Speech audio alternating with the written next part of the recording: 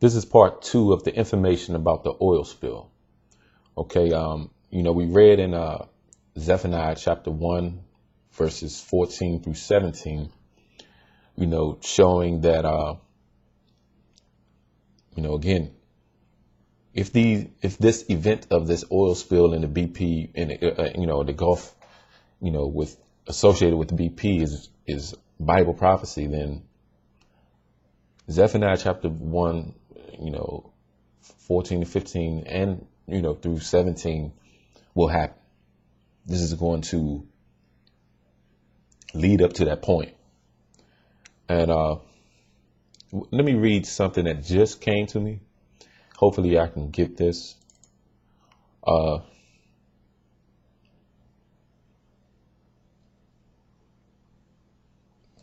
me look for a verse.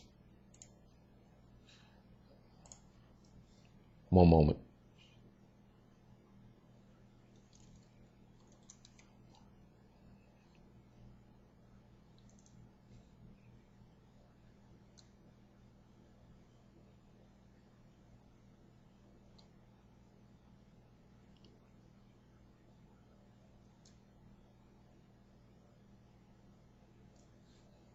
One moment here. What I'm doing is I'm being led to just bring out different scriptures that I didn't jot down earlier.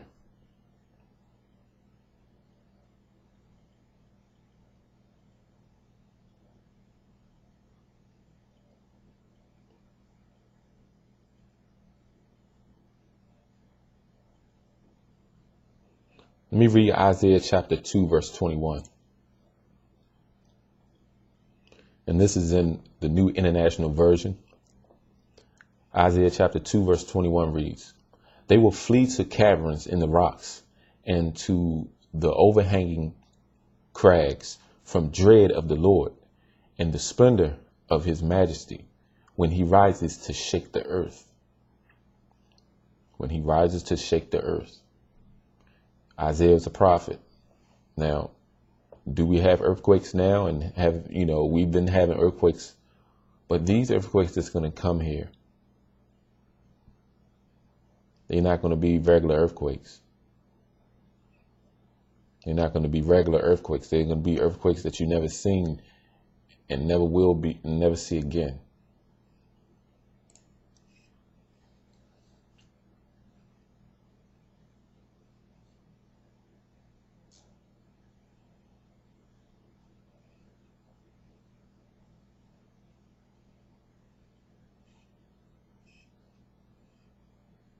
Let me read some more.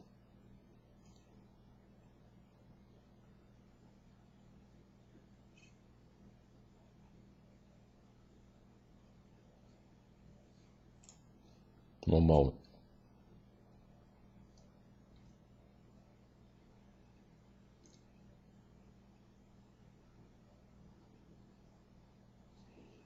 Let me read Revelations chapter 6, verse 13.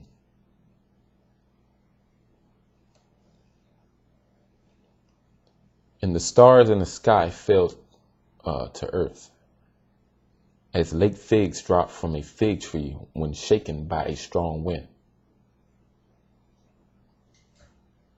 This is what's going to happen here. If this is what this is, it's going to start with the oil first. And let me go to Revelations chapter 16 to bring that out. Revelations chapter 16.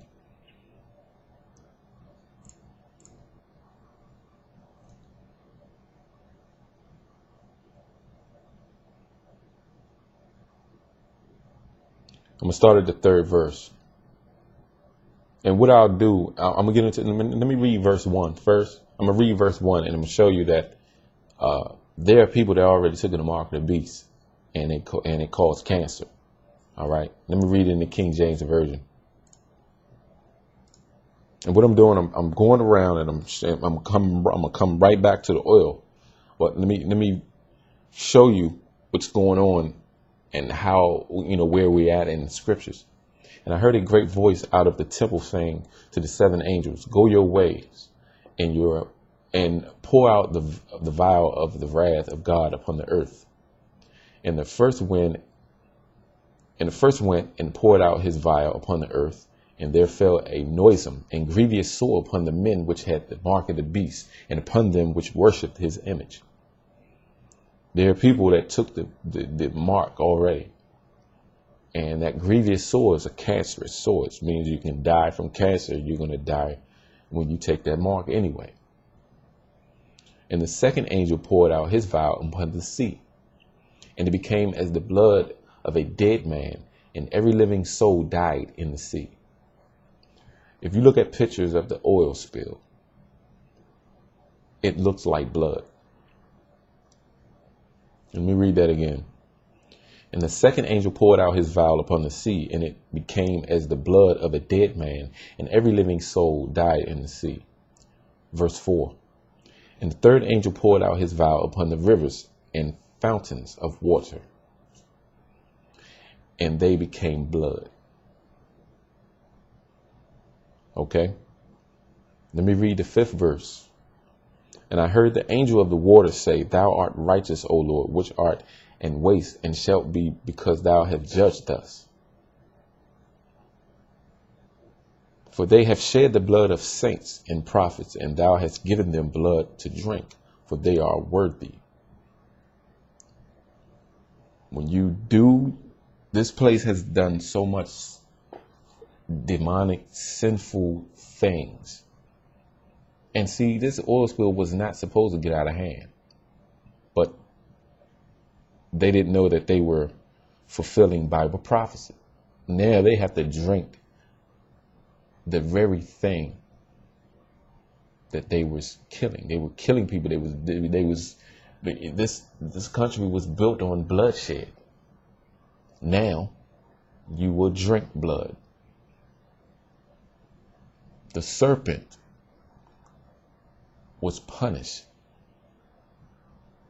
Man was punished. You came from the dust, dust you shall return. The Israelites were the highest they were holy people. Now they're the lowest of all people. That's what God do. That's how his punishment is. They're always going to be the opposite. If you got money here and you're thinking you all that, God will make you the poorest out of everybody. Okay. Look for part 3.